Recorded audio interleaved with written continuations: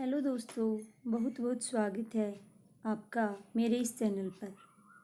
तो आज का हमारा टॉपिक है परीक्षा गृह उपन्यास, जो हमारी यूनिट नंबर 6 में हिंदी उपन्यास में लगा हुआ एक उपन्यास है। इस उपन्यास का प्रकाशन वर्ष 1882 ईस्वी है। लाला श्रीनिवास दास इसके लेखक हैं। लाला श्रीनिवास दास भारतेंदु युग के चर्चित लेखकों में से एक है। नाटककार के रूप में विख्यात है।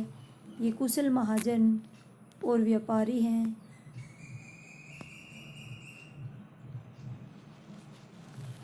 यह उपन्यास 41 छोटे छोटे प्रकरणों में बंटा हुआ है। रामचंद्र शुक्ल के अनुसार यह प्रथम मौलिक उपन्यास है, क्योंकि रामचंद्र शुक्ल जिसे अंग्रेजी के ढंग का पहला मौलिक उपन्यास मानते हैं। इस उपन्यास में लाला मदन मोहन नामक रईस के पतन और फिर सुधार की कहानी है। पूरा उपन्यास नीतिपरक और उपदेशात्मक है। जगह जगह यूनान और इंग्लैंड के इतिहास से दृष्टांत मुख्यतः ब्रज किशोर के कथनों में लिए गए हैं। यह उपन्यास भाषा की दृष्टि से हिंदी के प्रारंभिक गद्य का अच्छा नमूना है। सॉरी दोस्तों, यहाँ गद्य की जगह विद्या मिसप्रिंट हो गया है, इसके लिए माफ़ी चाहूँगी। इस उपन्यास में यह दर्शाया गया है कि सच्चे मित्र की पहचान विपत्ति में ही होती है। उपन्यास के प्रमुख पात्र हैं लाला मदन मोहन, इनकी पत्नी कामिनी, लाला ब्रज किशोर जो मदन मोहन के सच्चे मित्र हैं, बुद्धिमान हैं और पेशे से वकील हैं। इनकी पत्नी हैं प्रियमदा, मुंशी चुन्नीलाल है, मुंशी शिव शंभू दयाल है। उपन्यास के कथा वस्तु। उपन्यास के प्रमुख पात्र मदन मोहन, लाला ब्रज किशोर, मुंशी चुन्नीलाल और मास्टर शंभू दयाल सौदागर की दुकान पर मिलते हैं। मुंशी चुन्नीलाल पहले ब्रज किशोर के यहाँ नौकरी करते थे। चुन्नीलाल को पढ़ना लिखना नहीं आता था। ब्रज किशोर ने उसे सिखाया, परंतु चुन्नीलाल बहुत चालाक था, हमेशा चाल चलते थे। पहले तो ब्रज किशोर ने उसे समझाया, लेकिन जब उसमें कोई परिवर्तन नहीं आया तो उसने चुन्नीलाल को नौकरी से निकाल दिया। फिर वो मदन मोहन के यहाँ नौकरी पर लग गया। चुन्नीलाल मदन मोहन के स्वभाव को समझ गया। लाला मदन मोहन को चापलूस लोग बहुत पसंद थे और मुंशी चुन्नीलाल इसी बात का फायदा उठाकर उसे खूब लूटता था। मदन मोहन का पिता अंग्रेजी पढ़े लिखे नहीं थे, इसलिए मास्टर शंभू दयाल को अंग्रेजी पढ़ाने के लिए रख लिया। लेकिन मदन मोहन का मन पढ़ाई में नहीं लगता था, बल्कि खेलकूद में लगता था। मदन मोहन ने सिफारिश करवाकर उसे मदरसे में लगवा दिया। दोनों का एक साथ काफ़ी समय गुजरता था। पंडित पुरुषोत्तम का मदन मोहन के यहाँ आना जाना लगा रहता था।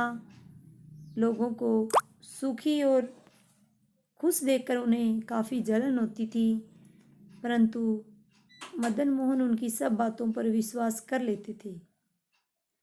लाला मदन मोहन की पतिव्रता पत्नी को कभी भी लाला मदन मोहन की बात पर कभी गुस्सा नहीं आया।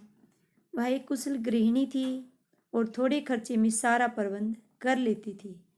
मदन मोहन को सलाह भी देती थी, लेकिन कभी झगड़ा नहीं करती थी। वह मुंशी चुन्नीलाल मास्टर शंभू दयाल से वाकिफ थी, लेकिन चुप थी।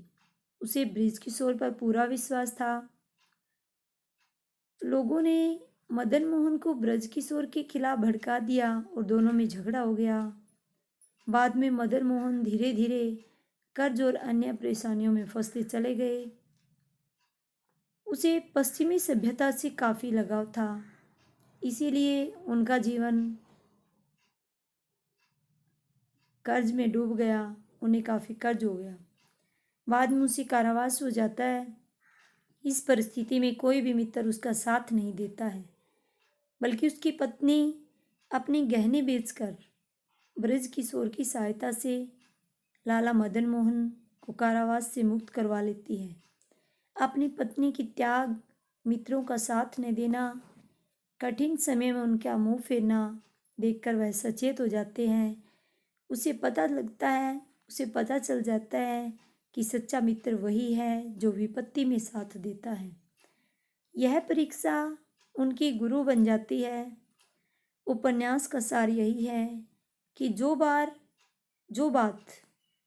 100 बार समझाने से भी समझ में नहीं आती, वह एक बार की परीक्षा से अच्छी तरह समझ आ जाती है। तभी तो लोग परीक्षा को गुरु मानते हैं। तो मित्रों, अगर आपको मेरा यूट्यूब चैनल अच्छा लगता है, मेरी वीडियो अच्छी लगती है, तो इसको लाइक कीजिए, सब्सक्राइब कीजिए और शेयर कीजिए। दोस्तों, ये बहुत इम्पोर्टेंट उपन्यास है। यहाँ से परीक्षा में ज़रूर प्रश्न बनते हैं। और अब की बार जो 26 दिसंबर 2021 को एग्ज़ाम हुआ था, सेकंड शिफ्ट वाला, जो मैंने क्वालिफाई किया है, उसमें भी यहाँ से क्वेश्चन बने थे